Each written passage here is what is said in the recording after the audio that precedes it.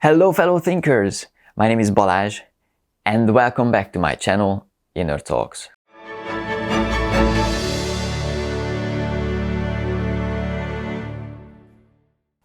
This episode was not planned, at least not the way it happened. I did expect an uprising to happen, not only because the lockdown was a pressure cooker, but also because, as I mentioned it in my previous episodes, this event is far deeper than what it seems.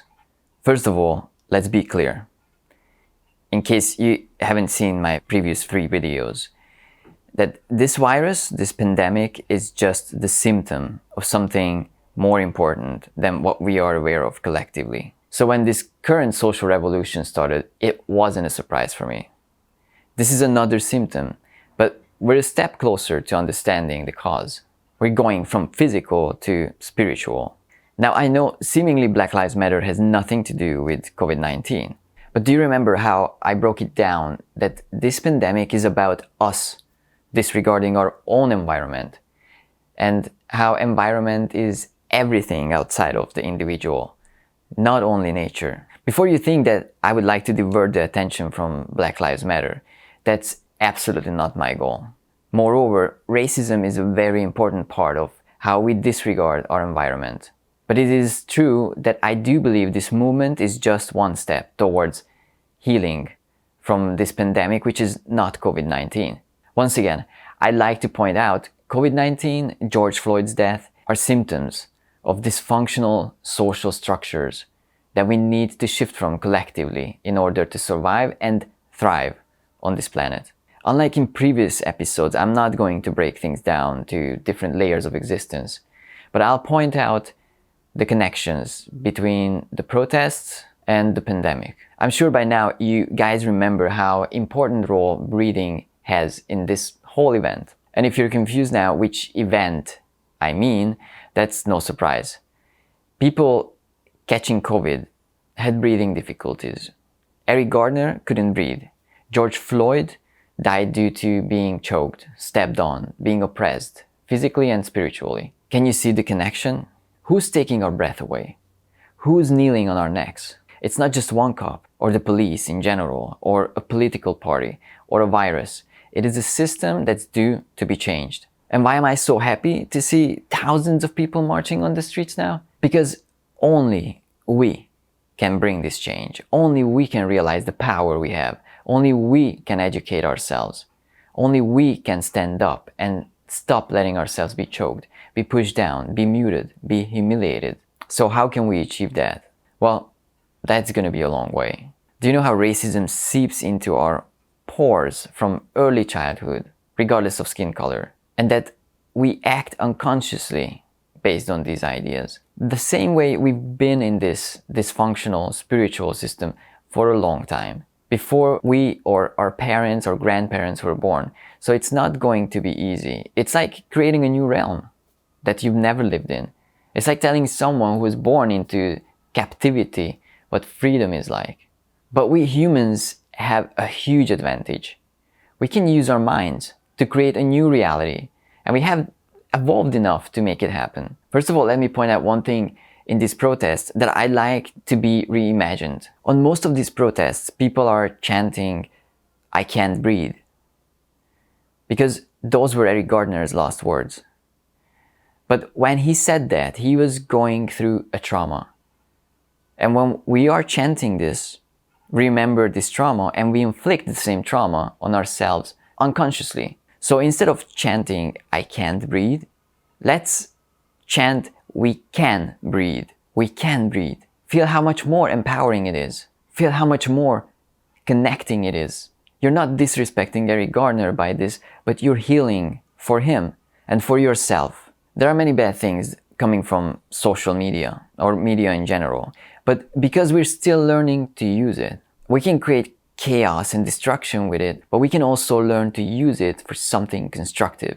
We are more connected now, more educated than before. Information flows faster. We can learn about each other and the dealings of the world like never before. And all this is power. It's the biggest power on earth. That's exactly why destroying education, not providing proper education to low-income families and certain minorities have been a way of oppression of the ruling class for a long time. Knowledge is power.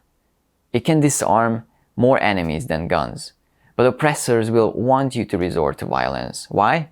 Because then your behavior will justify oppression and will underscore their superiority. And the strongest weapon the oppressors can use against the oppressed is social divide.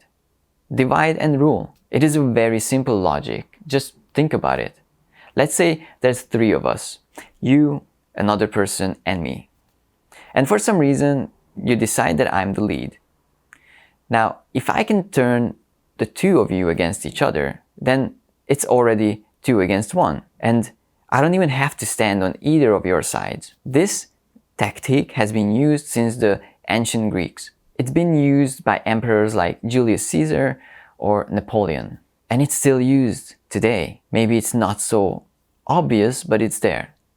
And if you think you're immune to this strategy, well, think again.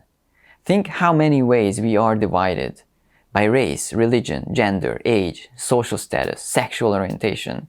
We humans are conditioned to see the differences in each other faster than the similarities.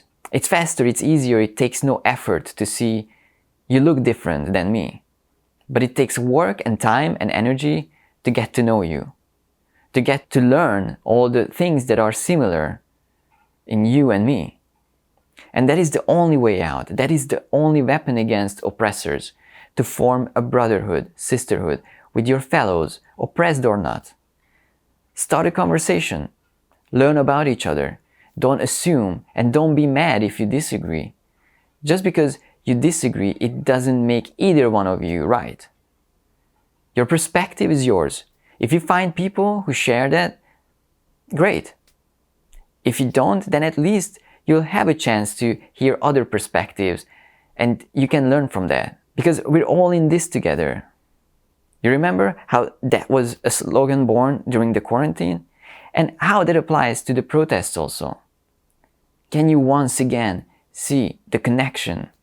But we all have to be careful and take care of this fragile moment. Because the forces that want to create a divide, they won't stop. They can't, as otherwise they would lose their power. So in the moment when they can turn us against each other, they won. So please stay vigilant. Please don't let yourself be distracted by extremist ideas. Anything that points out differences is a trap to weaken you, to divide you. And to look back a little bit to the virus, remember how the virus can cause a cytokine storm? Remember what a cytokine storm is? It's basically when your body starts attacking its own cells, thinking that's the enemy. And that's exactly what these forces are trying to achieve as well. I can't promise you guys that I won't have to make another episode on this event, because I do believe this year is bringing us 2020 vision on all the nasty stuff we've turned a blind eye to. We gotta face ourselves. So how about I give you guys a homework? Pick 3 people, preferably not your best friends, but random people that you know quite well, and put down 3 things about each of them that you share. Nothing external, only internal, even if it's something like we both like ice cream. And if you can write more than 3, that's great. Don't hold yourself back. And try to pick someone also that you don't even like. Now, based on any of those 3 attributes, basically you could start a conversation. And if you can start a conversation, then you can learn about each other. And if you can learn about each other, you're already less likely to fill in the blanks with labels. And the more you know, the more resistant you are against influences that would want to put a divide between the 2 of you. So I hope by now you know a bit more about me.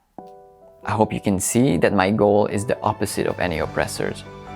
Instead of dividing, I like to be uniting. So once again, thank you for your attention. Don't stop believing and don't stop fighting peacefully. But as always, stay safe, stay healthy, and use this time, your time, all the time, to your advantage and to the advantage of your environment.